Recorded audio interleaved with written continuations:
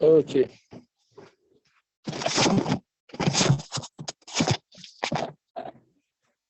Bevakasha Kavod Arav. Pardon? Bevakasha Kavod Arav. Voilà. Il y a une question là. Ah, vous avez une question, d'accord. Oui. Et pourquoi fallait-il que nous soyons, nous pour que nous soyons comme un homme ayant un seul cœur avant de recevoir la Torah? Est-ce que vous pouvez me le dire selon la Hassidoute? Israël Kampa. Ouais. Ve'echan sham Israël negadar, keish echad ve'lev echad. Oui. Pourquoi fallait-il que, selon la Hassidoute, comme nous allons vivre Shavuot dans moins de 4 jours, ce serait bien de nous répondre à cette question, si ça ne vous dérange pas.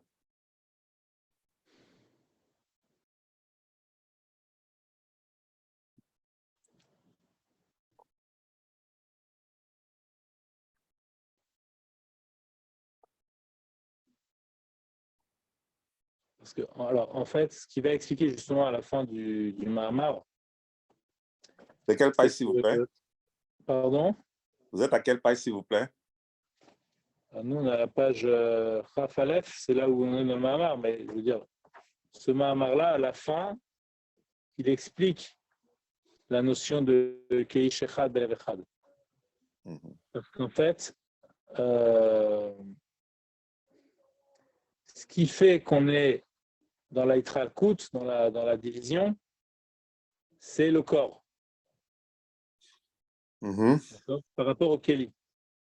Mais nous, ce qu'on va recevoir, c'est l'unité d'Hachem, au moment où on va recevoir la Torah.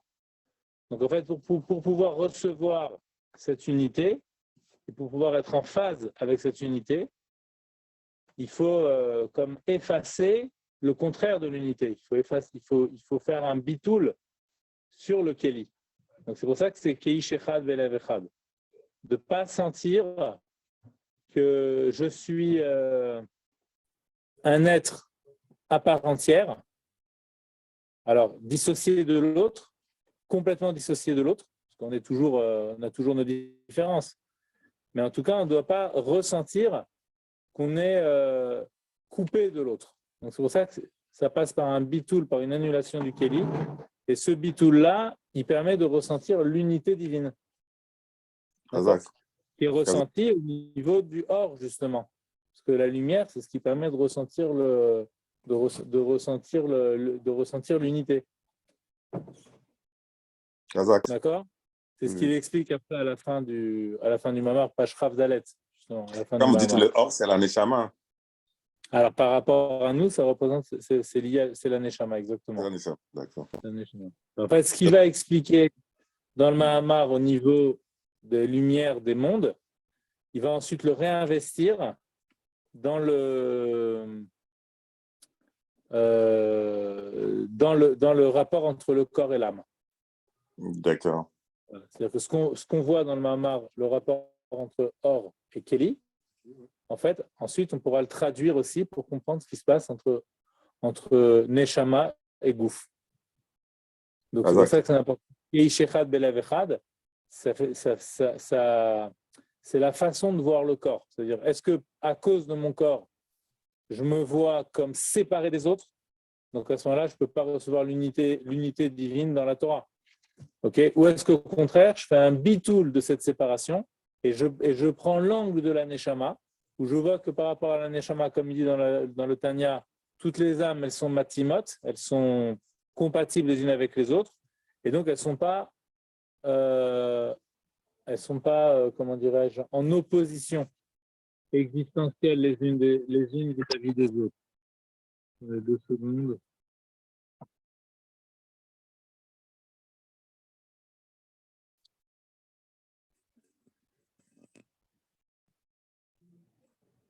D'accord? D'accord, Elon. Merci beaucoup. Voilà. Avec plaisir. Alors, on peut commencer la suite. Donc, on avait parlé de la Hitavut à Kélim. Vous vous rappelez? La création des Kélim qui passait par l'opposition. Donc, l'opposition du Or Yachar et du Or Choser, les deux lumières qui vont s'entrechoquer. Et donc, il va y avoir une Nitnot Setsut, il va y avoir un étincellement donc de lettres. Okay, un éparpillement des lettres. Et ce sont ces lettres qui vont ensuite former les mots, donc c'est-à-dire les Kélim. D'accord. Donc, l'exemple qu'il avait donné, c'était l'exemple de deux tamidim, deux personnes qui discutent entre eux, deux étudiants qui discutent entre eux. Et en fait, l'un énonce une thèse et l'autre va dire non, ta thèse, elle ne marche pas. Donc le premier va se trouver un petit peu dans l'embarras et donc il va devoir consolider sa thèse. Donc en fait, pour consolider sa thèse, il va donner une réponse en fait qui va être d'un niveau moins élevé que la thèse qu'il avait au départ. D'accord? C'est juste une consolidation. Je te réponds. Voilà. Donc en fait, il donne quelque part les kélim. Il donne juste les lettres de sa thèse. Il donne pas. Il va pas réénoncer sa thèse. Il va dire, pour répondre à ta question, voilà des éléments clés sur lesquels sont fondés mes propos. D'accord? Un peu comme les lettres qui portent le sens. OK? Donc, je te donne, voilà, tu veux savoir sur quoi mon sens s'appuie, ce que je dis, sur quoi ça s'appuie sur telle et telle lettre, OK? Sur telle et telle chose. Donc, en fait, c'est ça la néphila, la chute de la marshava. Par contre, si j'aime de l'idée, quoi. Par contre, si jamais j'étais parti de la première idée et que j'avais énoncé une deuxième idée à partir de la première. Donc, en fait, là, j'aurais été dans un élan d'inspiration. En fait, j'aurais poursuivi mon élan d'inspiration et donc la deuxième idée, elle aurait été aussi forte que la première, aussi grande, aussi haute que la première. D'accord? Parce que j'aurais poursuivi à partir de ma première idée. En fait, ça serait sur la même énergie. C'est le Or Yachar qui aurait continué à se propager de proche en proche, etc.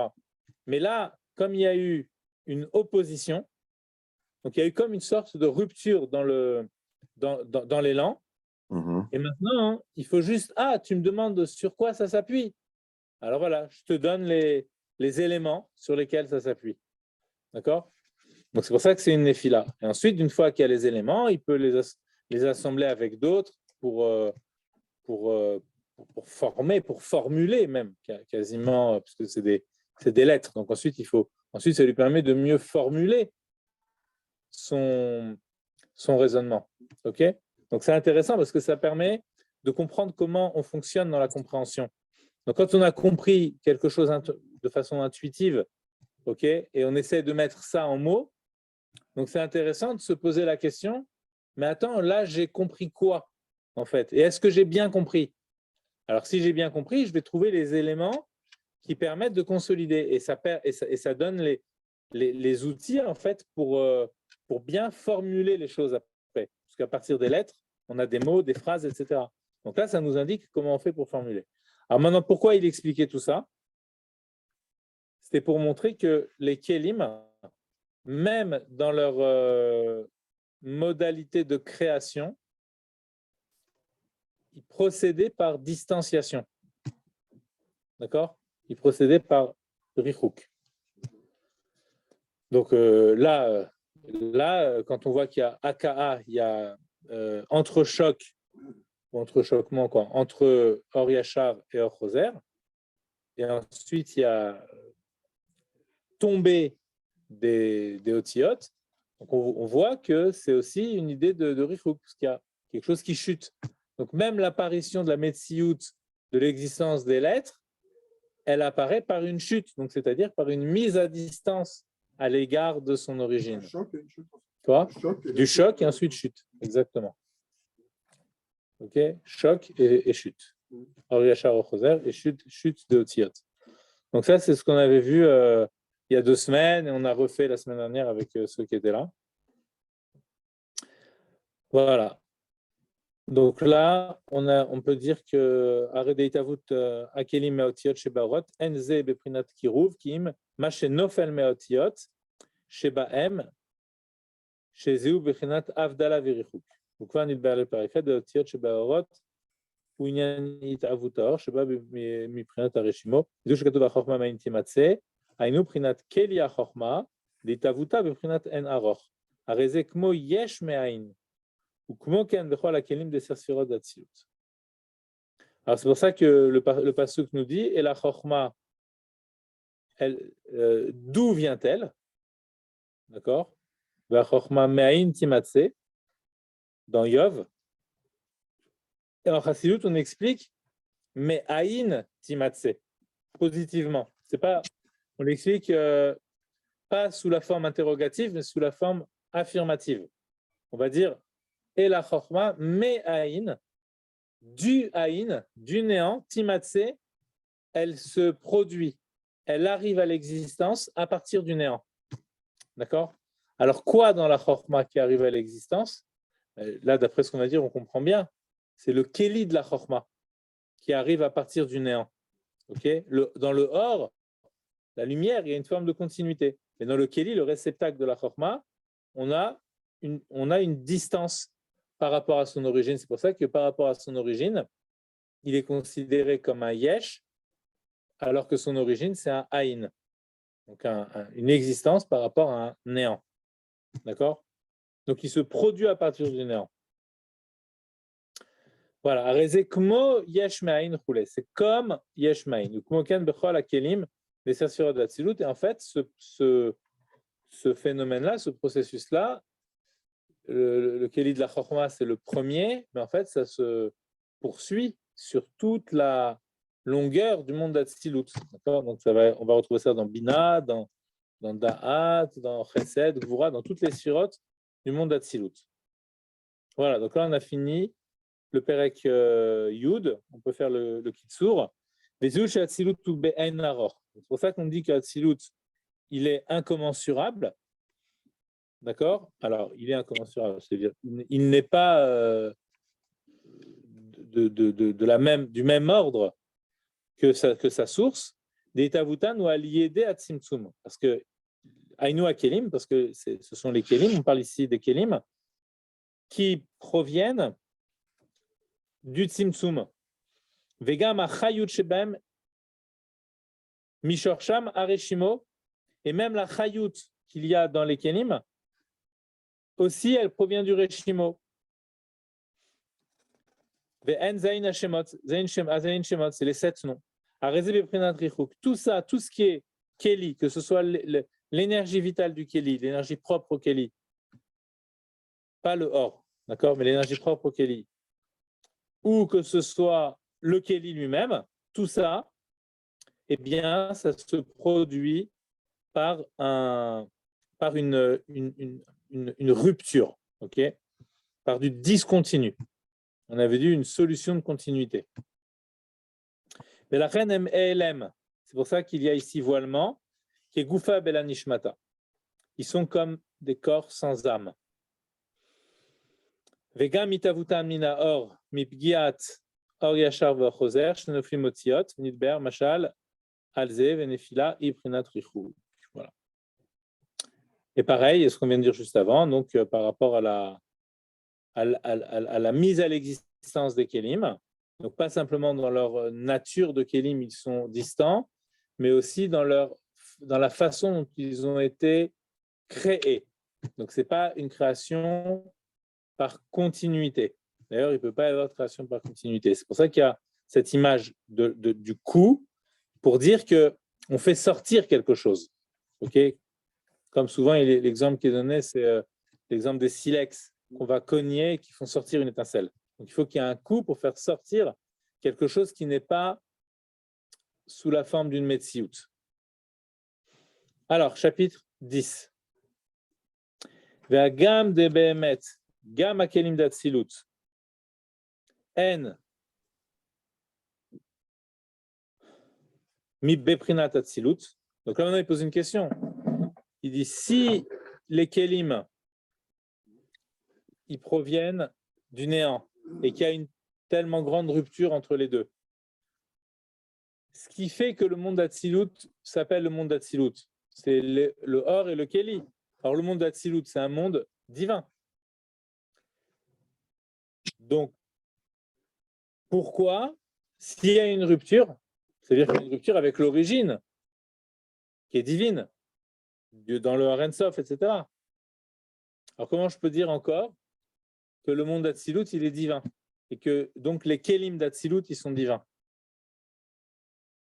Qui sont divins, ça veut dire quoi? Ça veut dire qu'ils sont quelque part au-delà de la notion de création. Puisque création, ce sera le monde de Bria. Donc là, j'ai des Kélim, mais je ne peux pas dire que ce sont des Kélim vraiment créés. Ils sont encore divins. Donc comment je peux dire une chose pareille? Qu'est-ce que ça veut dire de dire qu'ils sont divins et qu'ils ne sont pas encore dans la dimension du créé? Vous voyez la question? Il reste encore dans une dimension où... Ce que je voudrais comprendre, c'est qu'une fois qu'il y a eu, par exemple, cet entrechoc, cet entrechoc, après, il y a eu des étincelles qui sont tombées, qui sont récupérées dans l'équilibre et tout ça. Bon, après, on descend, il y a 10 ans, mais la première chose initiale, après, ça ne sert à rien. De quoi? La chose qui est eu dans l'entrechoquement et tout ça, une fois qu'on est descendu plus bas, c'est quoi? Ça continue en permanence? Ça s'arrête? Oui, exactement. Exactement, parce que c'est une création continuée. Donc forcément, c'est le phénomène, il continue à se produire encore. Parce que le Kéli ne pourrait pas exister, sinon il retournerait au néant. Tu vois? Il me semble que cette question... Je finis, parce que si on ne dit pas ça, ça voudrait dire que le Kéli, il existe par lui-même et qu'il n'a plus besoin de sa source. Or, il n'y a rien qui existe par soi, à part l'essence de Dieu. Surtout quand tu es dans un monde supérieur. Ah ouais, tu ressens encore plus cette chose-là. Ouais. Il me semble que cette question, c'est la question que vous avez posée la dernière fois, à savoir comment le Kéli, qui est Gvul, d'accord, on pourrait désigner le Créateur, le divin. Il me semble que c'est deux questions qui sont... C'est vrai que ça rejoint. Ce n'est pas la question qui pose ici, mais on peut dire qu'elle est sous-entendue, pas forcément sous-entendue en vérité. On peut dire que la réponse, en tout cas, elle pourra être aussi une réponse à cette question-là. Voilà. La réponse à la désignation. D'accord? Nous, on avait posé la question par rapport à la désignation. Là, il parle par rapport à la nature même du Kéli. Comment je peux dire que ce Kéli, il est encore divin? Ça veut dire que ce qui est ressenti dans ce Kéli, parce qu'en fait, c'est un paradoxe. S'il y a une séparation, donc ça veut dire que ce qui est ressenti dans le Kéli, a priori, ça devrait être la séparation.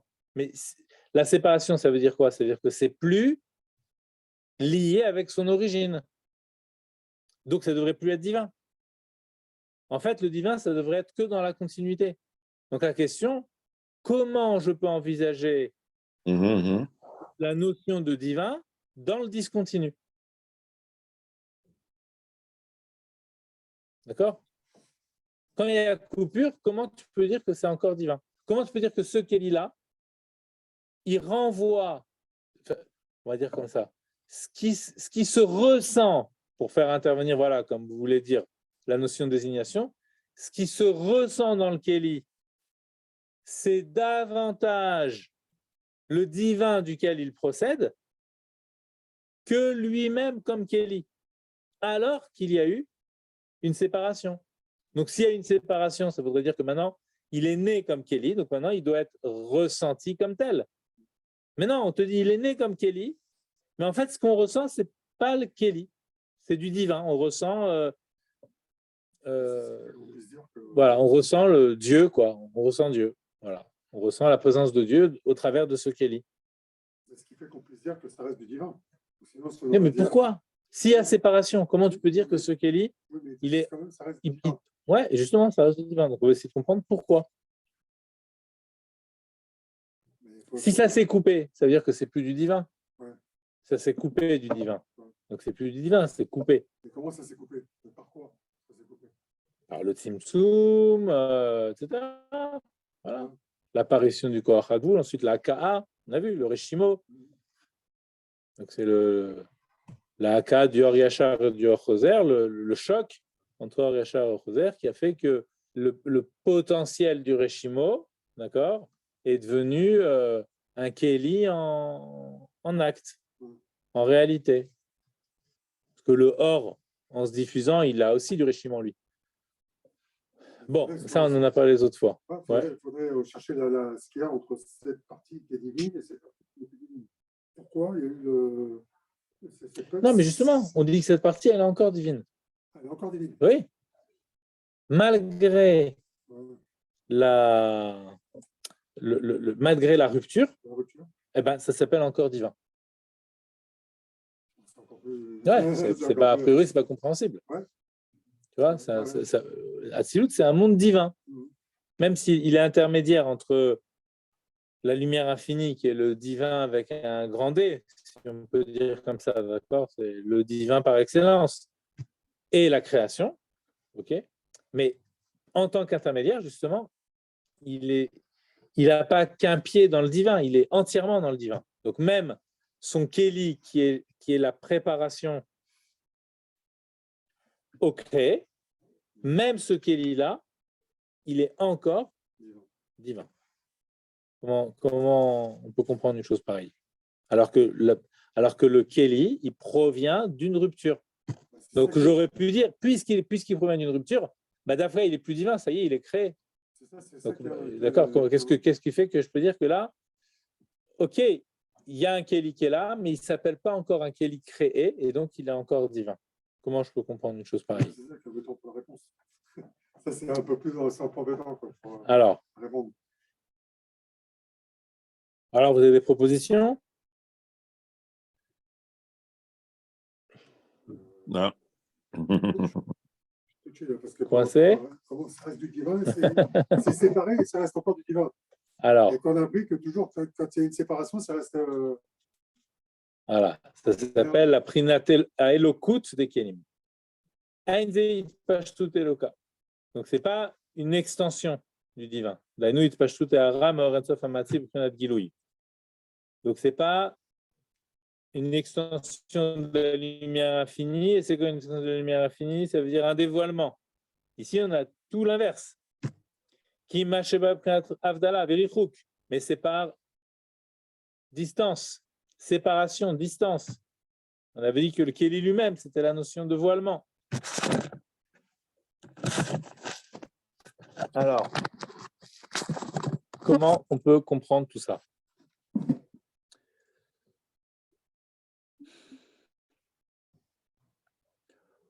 Alors, comment on peut comprendre?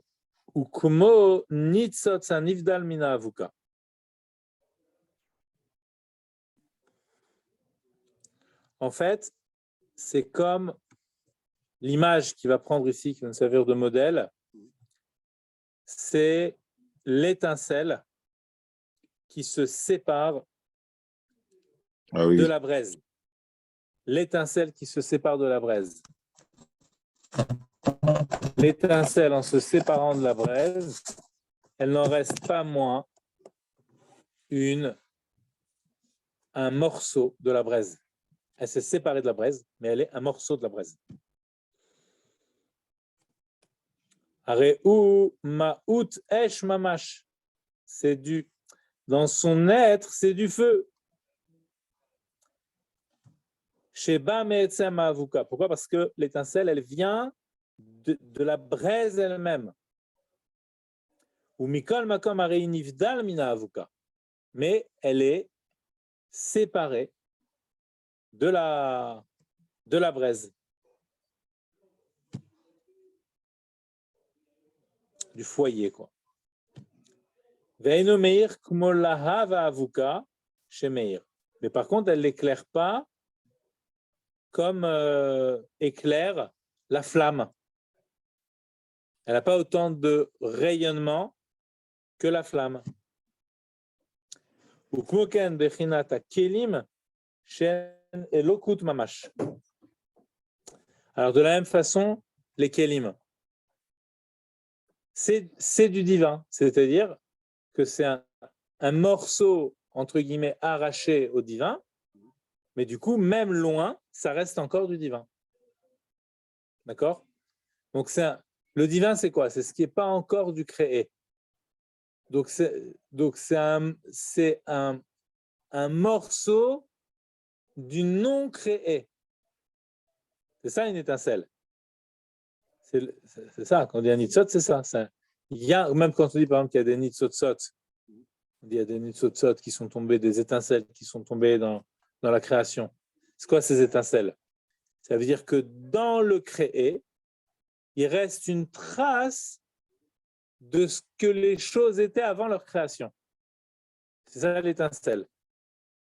L'étincelle divine. Donc c'est l'étincelle du non créé. En fait, il faut toujours opposer création à divin. Quand on dit divin, de quoi on est en train de parler? De ce qui n'est pas encore créé. D'accord? C'est ça qu'on dit divin. Il faut bien définir les choses. OK? Ce qui explique qu'on peut dire que c'est bon, ça reste divin. Quoi? Ça reste du divin, c'est ce qui explique que ça voilà. Du divin. Donc du coup, c'est un morceau du non créé, c'est comme l'étincelle, c'est un morceau de la braise, donc elle va briller comme la braise. D'accord?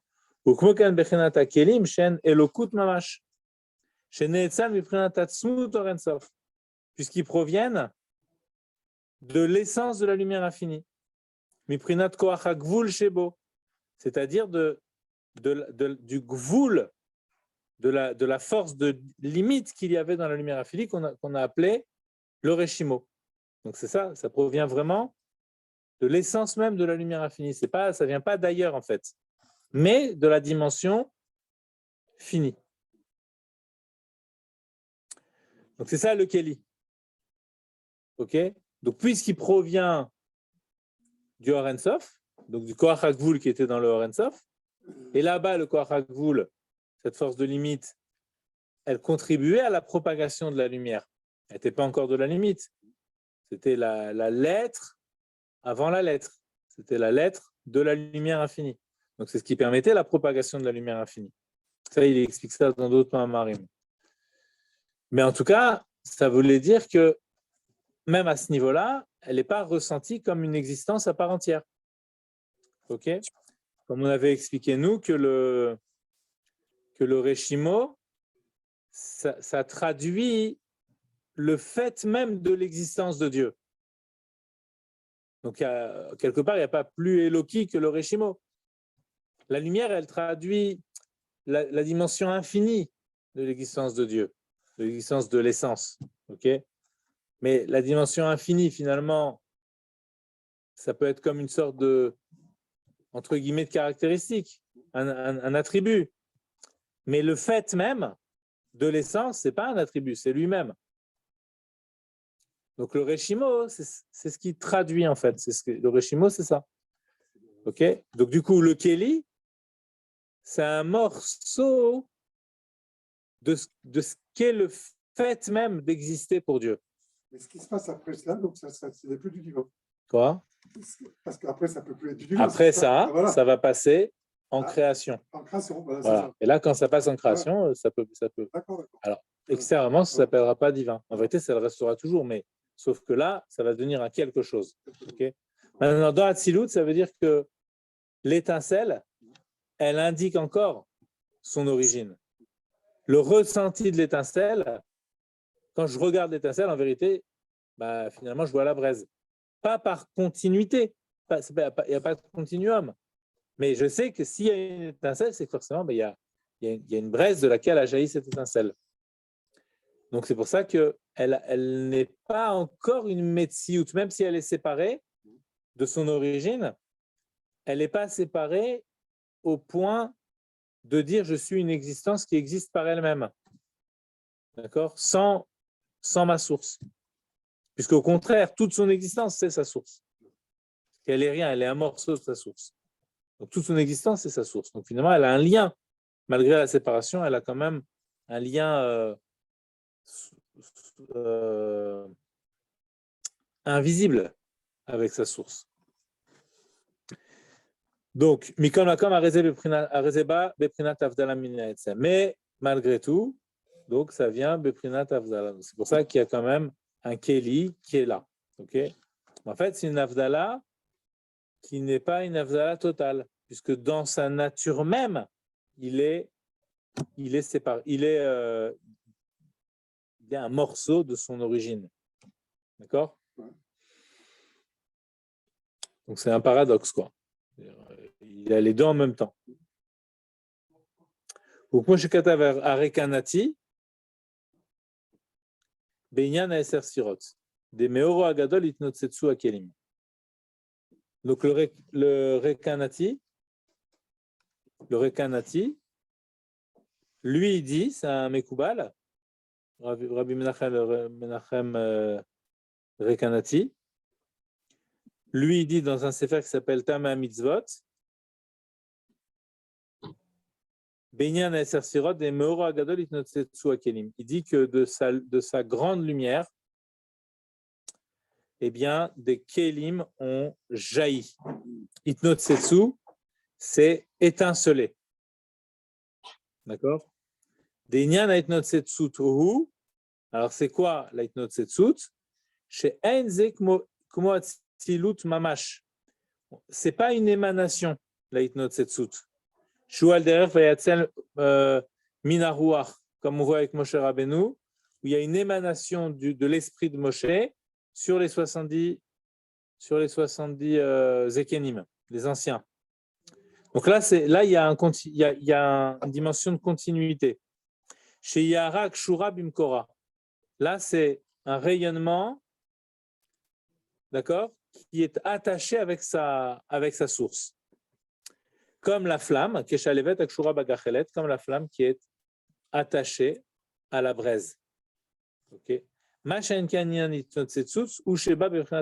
contre, quand on dit un étincellement, ben là, ça veut dire qu'il y a séparation.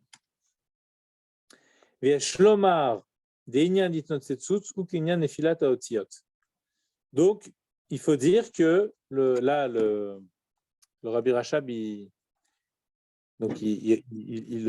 rassemble en fait les deux notions du Harizal et du Rekanati.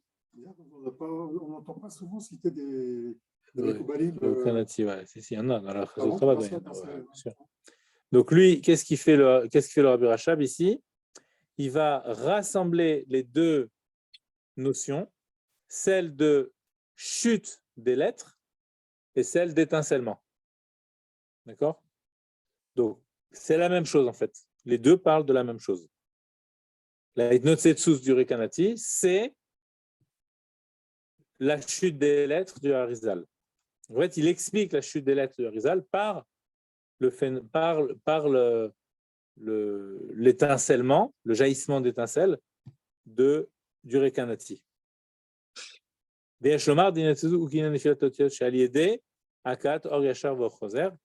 Dans le Harizal, elle se produit cet étincellement, donc cette chute de lettres qui se produit par ce choc. D'accord? Donc, comme on peut avoir, par exemple, ici, le Rekanati prend l'exemple de la braise, mais dans le choc, on peut imaginer, par exemple, deux pierres qui vont s'entrechoquer, et comme les silex, on dit, voilà, qui font surgir l'étincelle. Ve'alken im heyotam melokut, et c'est pourquoi, en fait, que tout en étant divin, c'est pour ça que ça s'appelle Atzilut d'ailleurs. Alors la fin, là il y a une parenthèse pour l'instant, je la saute. Comme ça on voit la continuité dans la phrase. Sinon c'est un petit peu difficile. Donc la fin de la parenthèse, si vous avez le texte avec moi, elle est 6 lignes ou 5 lignes avant la fin de la page. C'est une très longue parenthèse. D'accord? Là, de la page Chavbet. 6 lignes avant la fin de la page Chavbet. D'accord? Donc là, on avait la parenthèse si D'ailleurs, 6 lignes après le début de la parenthèse et 5 lignes avant la fin de la page, on voit la clôture de la parenthèse. Donc, Mikol Makom Arem Gamken Beprinat Yesh Me'ayin. Mais même si c'est Elokut, c'est pour ça qu'on peut dire qu'elles sont quand même, elles se produisent quand même à partir du néant. Elles sont une existence à partir du néant.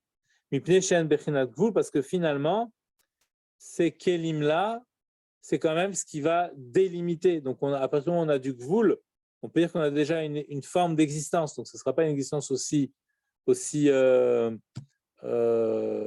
tangible, aussi consistante que l'existence après dans le monde de Bria. Okay, mais il y a quand même quelque chose qui est là et qui va avoir la fonction justement de délimiter les kelim. Mikol makam arem gachem b'chinat yesh ma'in, mipnei she'en b'chinat gvul. She'einan aror legaber ensof habli gvul. Et qu'elles n'ont pas de commune mesure avec la lumière infinie, d'accord, d'où elle procède. Puisque précisément, la lumière infinie, elle est sans limite. Alors que là, on a déjà de la limite. Okay, parce qu'en fait, le Reshimo, le Koach HaGvul, dans la lumière infinie, il n'est pas senti comme un Koach HaGvul. D'accord?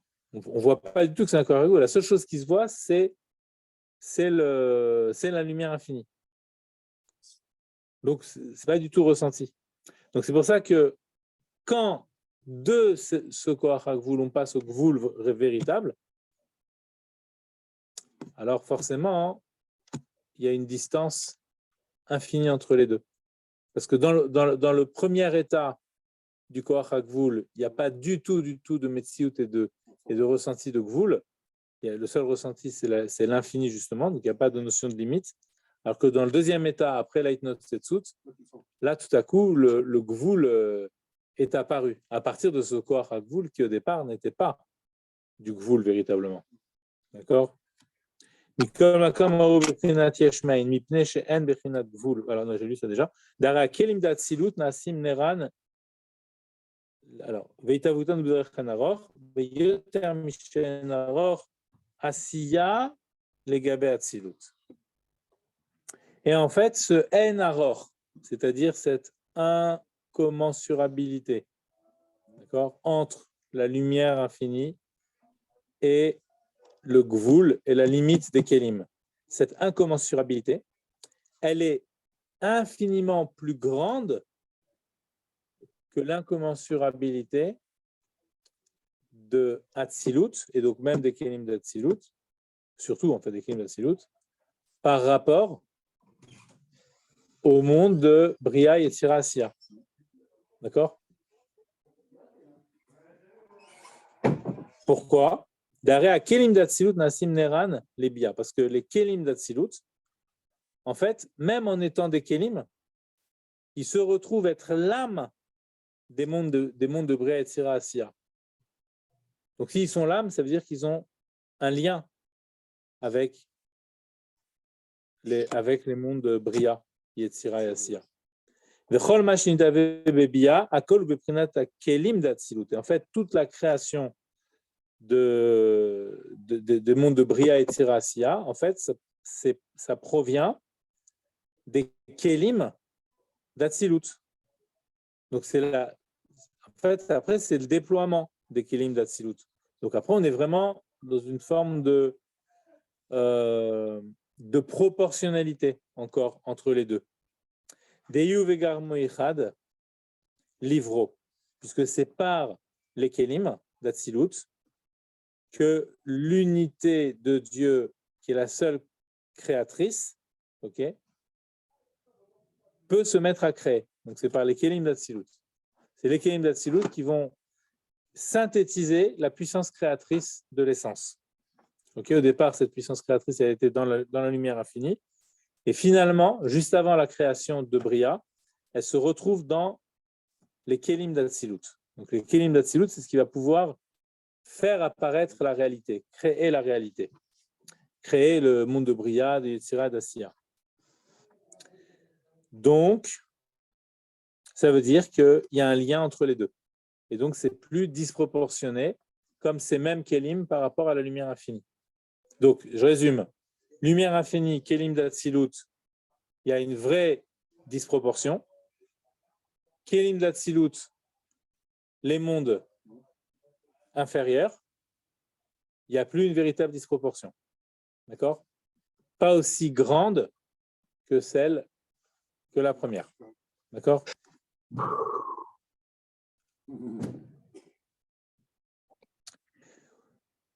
Des prénats iou ou les ma. Alors, qu'est-ce qu'il dit ici? Des arrêts à kelim d'Atsilut nasim neran nebia. Bechol machin tava bebia ou deiu ve garmo ichad livro. Des prénats iou ou les mala migeder anivraim. Ou prénat garmoi ou ma chez prénat sheikhut al anivraim.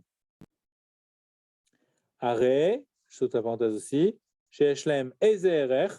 אבל הכלים לאצילות לגבי אור אינסוף, אין באין ארוך לגמרי.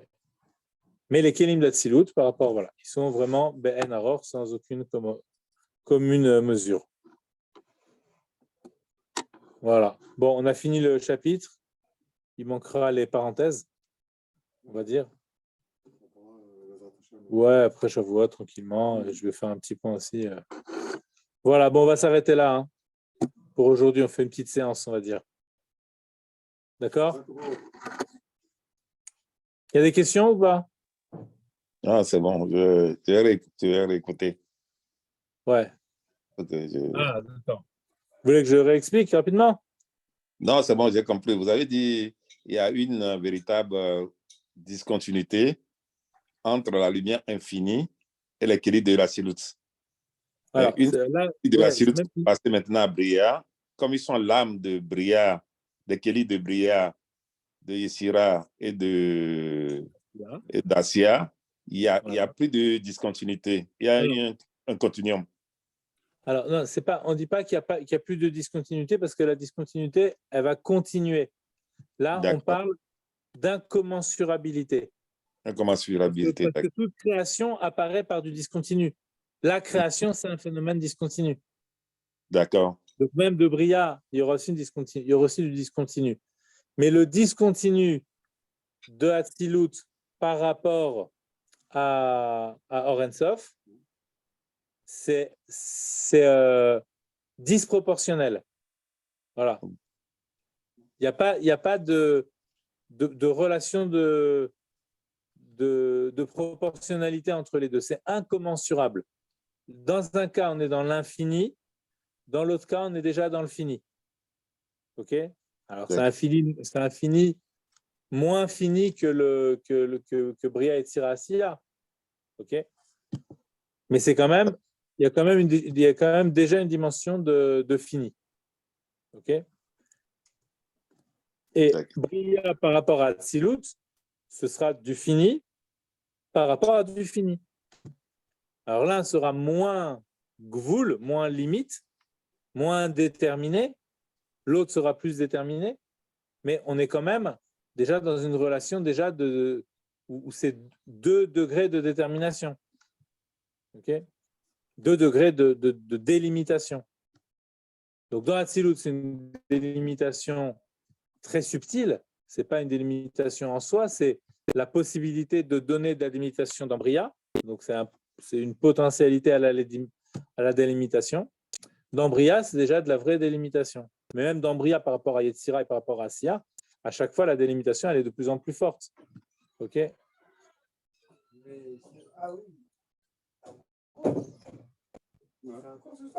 Bah, on est en train de...